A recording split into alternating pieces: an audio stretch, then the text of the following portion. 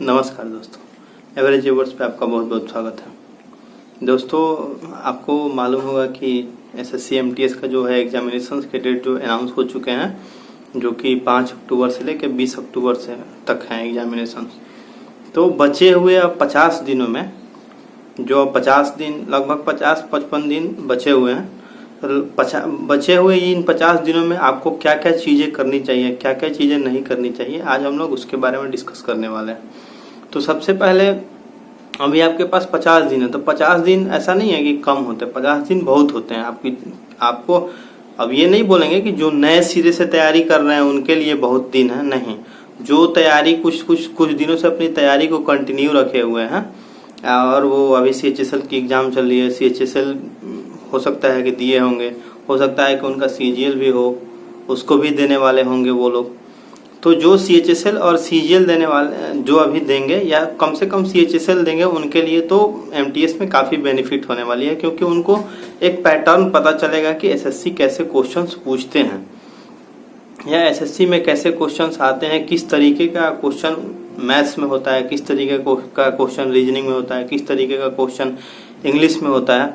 और जो बच्चे अभी ना ही CHSL के एग्ज़ाम देंगे और ना ही MTS ना ही CGL का एग्ज़ाम देंगे, और तो उनके लिए क्या है कि आप अगर एग्जामिनेशंस नहीं दे रहे हैं, तो आप ज़्यादा से ज़्यादा प्रीवियस ईयर्स के जो क्वेश्चन इससे पहले आए हुए हैं, या तो MTS में या CHSL में या CGL में, आप उनको टेक्स्ट बुक वगैरह या कोई भी जो साइट्स है जहाँ पे आपको आसानी से क्वेश्चंस मिल जाते हैं, आप उनको देखिए कि कैसे कैसे क्वेश्चंस आए हुए हैं, आप उनको एनालाइज कीजिए और देखिए कि क्वेश्चंस कहाँ से आते हैं। क्योंकि CHSL का थोड़ा सा मैथ्स और CGL और CHSL का थोड़ा सा मैथ्स अलग हो जाता है, क्योंकि उसमें एडवांस के क्वेश्चंस बहुत सारे आते हैं, और इधर MTS में एडवांस के क्वेश्चंस नहीं आते हैं। पूरा का पूरा जो है MTS में अर्थमेटिक के ही क्वेश्चंस आते हैं। तो आप उन चीज़ों से वो परेशान मत होइएगा, MTS में बस वो अर्थमेटिक के ही क्वेश्चंस आते हैं, एडवांस लेवल के क्वेश्चन नहीं आते हैं। तो आज मैं बात करने वाला हूँ कि बचे हुए 50 दिनों में आपको करना क्या है। तो सबसे पहले बचे हुए 50 दिनों में तो आपको एक चीज़ तो जरूर करनी है, आपको मॉक टेस्ट जरूर लगाना है। मॉक टेस्ट इसलिए इम्पोर्टेंट है ना, क्यों, देखिए SSC MTS में आपको 90 मिनट में 100 क्वेश्चंस करने हैं, ठीक है।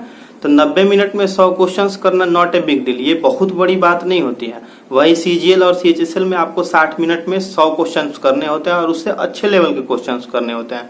तो उसमें मॉक इसलिए भी आपके ज़्यादा फायदेमंद होता है ना, कि आप उससे टाइमिंग का मैनेजमेंट आपको होता है।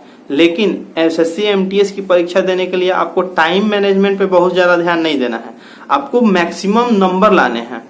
और मैक्सिमम नंबर तभी आएगा जब आप मॉक लगाइएगा। और रोज मॉक लगाने का सबसे बड़ा फायदा ये है कि आपको जैसे कि आप बस पढ़ाई करते हैं, तो बस पढ़ाई करते करते हो सकता है कि आपसे कुछ चीज़ें मिस हो जाएं या कुछ चीज़ें छूट जाएं, या हो सकता है कि जो चीज़ें आप जानते हैं या पढ़े हुए भी है, उसको इम्प्लीमेंटेशन उसकी सबसे बढ़िया तरीके से क्या होगी, आपको वो सारी चीज़ें मिस होती रहती हैं। लेकिन अगर आप रोज एक मॉक लगाते हैं, और मॉक लगाने के बाद सारे के सारे क्वेश्चंस को आप एनालाइज करते हैं कि कैसे क्वेश्चंस को आपने, जब क्वेश्चंस आया तो आपके दिमाग में कैसे उसको सॉल्व करने के लिए स्ट्राइक किया, और आप कैसे आपके जो सर हैं, चाहे जिस भी सर से आप पढ़े हैं, तो वो उस क्वेश्चन को बनाने का कौन सा तरीका बताए हुए हैं।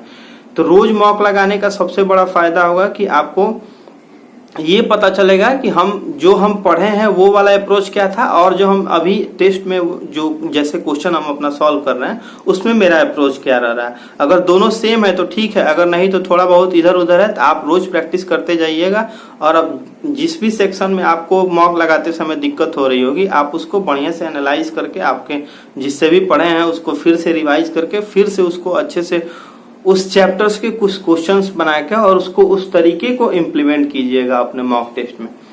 मॉक टेस्ट जो है, आज मैं बहुत ज़्यादा मॉक टेस्ट पे ही बात करने वाला हूँ, क्योंकि देखिए अब एग्जामिनेशंस बचे हुए हैं, तो अब ये बोलना कि ऐसे पढ़िए वैसे पढ़िए, थोड़ा सा वो अब थोड़ा सा लेट हो चुका है। लेकिन जिनकी तैयारी काफ़ी बढ़िया है उनके लिए कुछ चीज़ें मैं आगे चल के बताने वाला हूँ कि किस किस सेक्शन पे या कौन कौन सा पॉइंट जो होगा आपको वहाँ पे बहुत ज़्यादा ध्यान देना है। सबसे पहले मैं मॉक का इसलिए बात कर रहा हूँ ना, कि मॉक जो होता है ना, मॉक बहुत इंपॉर्टेंट चीज़ है। अगर समझ जाइए कि बहुत, अगर आप कितने भी पढ़े हो, आपके पास कितनी भी क्वांटिटी हो, आप कितने भी बढ़िया पढ़े हुए हैं, लेकिन अगर आप मॉक नहीं लगाते हैं ना, तो आपका एग्जामिनेशन उतना बढ़िया नहीं जाता है। क्योंकि हमारे साथ जो पढ़ने वाले बच्चे थे ना, बहुत सारे स्टूडेंट्स हैं जो कि थोड़ा बहुत कम ही जानते थे लेकिन मॉक ज्यादा लगाते थे, तो उनका एग्जामिनेशन में अच्छा नंबर आता था। और कुछ ऐसे स्टूडेंट्स थे जो कि काफी तेज थे और मॉक वगैरह पे कम ध्यान देते थे, उसको कम पढ़ते थे। या हम लोग जो सेट, जो पटना वगैरह में आप लोग देखे होइएगा कि लड़के जो एक साथ बैठ के ऑफलाइन भी सेट वगैरह बनाते रहते हैं, वो जो कम बनाते हैं तो उसका एक अलग इम्पैक्ट होता है। वो मॉक लगाने का सबसे बड़ा फायदा ये है ना कि आप जैसा एग्जाम में आपका माहौल होता है, आप उस तरीके के माहौल से हर रोज गुजरते हो। तो आपको मालूम है ना कि जब आप एक ही रास्ते पे बार बार जाओगे, या आप साइकिल चलाते हो या मोटरसाइकिल चलाते हो, तो देखते होगे ना जिस रास्ते पे आप बार बार गए हुए हैं और आए हुए हैं, तो आपका हैंडल जो होता है उधर स्वयं मुड़ने लगता है जिधर आपको जाना होता है। तो मॉक का भी सबसे बड़ा इंपॉर्टेंस यही है कि आप जितना बार उसको लगाइएगा, आपको एग्जामिनेशंस का प्रेशर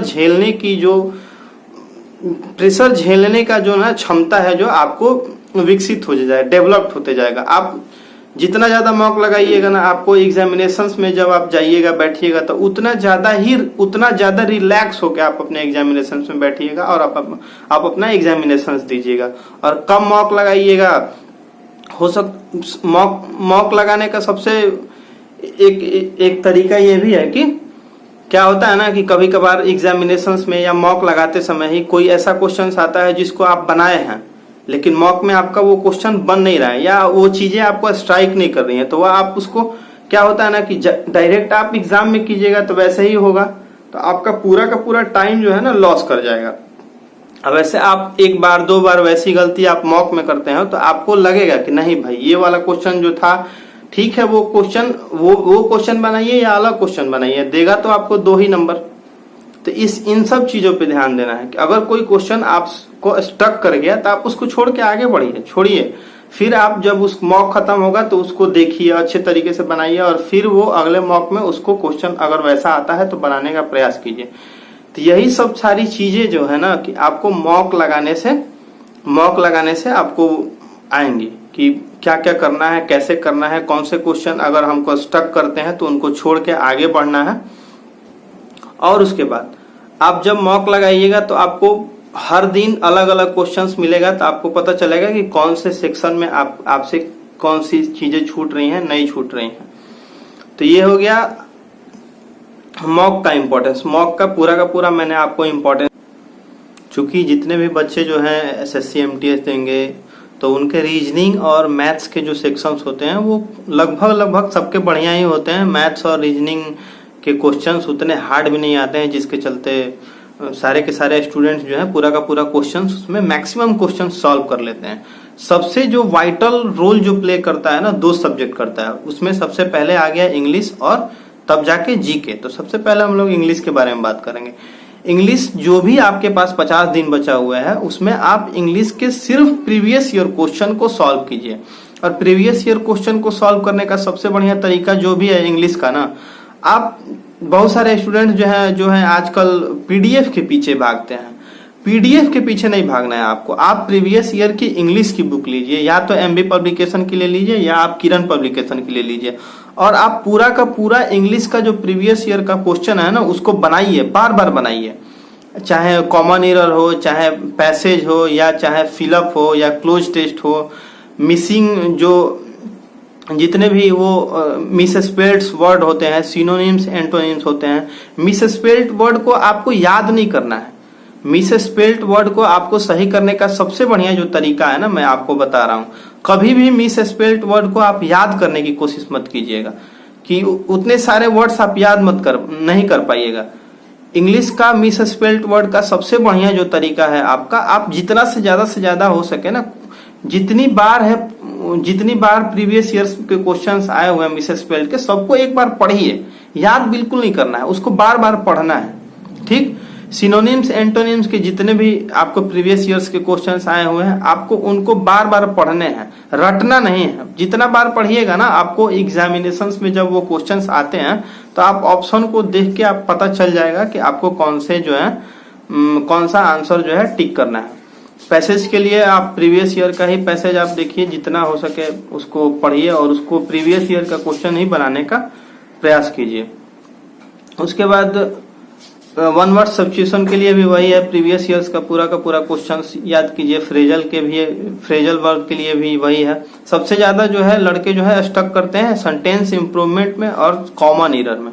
सेंटेंस इंप्रूवमेंट और कॉमन एरर, उन दोनों को भी बनाने का सेम वही तरीका है। प्रीवियस ईयर्स के क्वेश्चन जितनी बार हो सके आप उसको सॉल्व कीजिए। और उससे भी जो सबसे इंपॉर्टेंट रोल प्ले करेगा ना, एमबी पब्लिकेशन की जो बुक है उसमें शुरू में 16 पेज में आपको बहुत सारे रूल्स रेगुलेशंस दिए हुए हैं ग्रामर की, वो आपको बहुत ज्यादा इंपॉर्टेंट वो होते हैं, उनको याद कर लीजिए। आपके कॉमन एरर आपके और इधर सेंटेंस इंप्रूवमेंट आपके हो जाएंगे। इंग्लिश के बाद जो सबसे इंपॉर्टेंट आपका रोल प्ले करने वाला है वो कि जीके जीएस का सेक्शन है। जीके जीएस के सेक्शंस में आपको पहले जैसे क्वेश्चंस आते थे ना, आज से 4 साल 5 साल पहले, अब वैसे क्वेश्चंस नहीं आते हैं। आजकल क्वेश्चंस का जो है पैटर्न चेंज हो चुका है। तो जब से क्वेश्चन का जो पैटर्न चेंज हुआ है ना, तो उसमें करंट अफेयर्स जो है वाइटल रोल प्ले करता है। और करंट अफेयर्स के बाद जो है साइंस वगैरह के भी क्वेश्चंस पूछे जाते हैं। और जीके के भी जो क्वेश्चंस, जो स्टैटिक जीके के जो क्वेश्चंस आते थे वो पहले एक अजीब तरीके के आते थे, बार बार एक ही चीजें आती थी, लेकिन आजकल थोड़ा सा वो चेंज हो गया है। तो आप जीके के जितने भी नए पैटर्न, यानी कि पिछले 17 से जितने भी एसएससी सीजीएल हुई है, सीएचएसएल हुई है, एमटीएस हुई है, 17, 18, 19 तीनों साल के पेपर को आप एनालाइज कीजिए कि कैसे जीके के क्वेश्चंस आ रहे हैं। क्योंकि जब तक से जीके में आप 15 नंबर 20 नंबर नहीं लाते हैं ना, तो फिर आप फाइनल मेरिट लिस्ट में नहीं जा पाइएगा, आप पीछे रह जाइएगा कुछ ना कुछ नंबर से। तो जीके में आपको स्टैटिक जीके कहाँ से मैक्सिमम पूछे जा रहे हैं, आपको वैसे पढ़ना है। कौन से सेक्शंस आपको बार बार पढ़ने हैं जो कि आते हैं और कंफ्यूजिंग होते हैं, उनको बार बार पढ़ना है। और करंट अफेयर्स के लिए आपको थोड़ा सा ना, होता क्या है ना कि करंट अफेयर्स के क्वेश्चन 5-6 ही आते हैं, 4 ही 5 आते हैं। लेकिन क्या होता है ना कि वो आपके फाइनल आपकी मेरिट लिस्ट बनने वाली होती है, उसमें आपका वो बहुत बड़ा इंपॉर्टेंट रोल प्ले करते हैं। जो करंट अफेयर्स जो अच्छे से बना लिया उसके तो नंबर काफी बढ़िया आ जाते हैं, जिससे वो छूट जाते हैं फिर उनका नंबर वो लैग करने लगते हैं। तो करंट अफेयर्स पे आपको अभी से ही बहुत ज्यादा ध्यान देने की जरूरत है। करंट अफेयर्स पे जितना ज्यादा ध्यान दीजिएगा और करंट अफेयर्स को एग्जामिनेशन में जितना अच्छे तरीके से बनाइएगा, उतना ही आपको वो फायदेमंद होने वाला है। बस यही सब कुछ चीजों पे मुझे आपको बताना था कि क्या क्या इन लास्ट के 50 दिनों में करने हैं। अगर इसके बाद भी अगर आपको कोई भी डाउट अगर हो कि अब किस तरीके का अप्रोच रखना चाहिए या कौन कौन सी आपको अभी भी परेशानियां आ रही हैं, तो आप उसको कमेंट सेक्शन में लिख दीजिएगा, मैं उसका जवाब आपको जरूर दे दूंगा। तब तक के लिए बने रहिए हमारे चैनल के साथ। जय हिंद, जय भारत।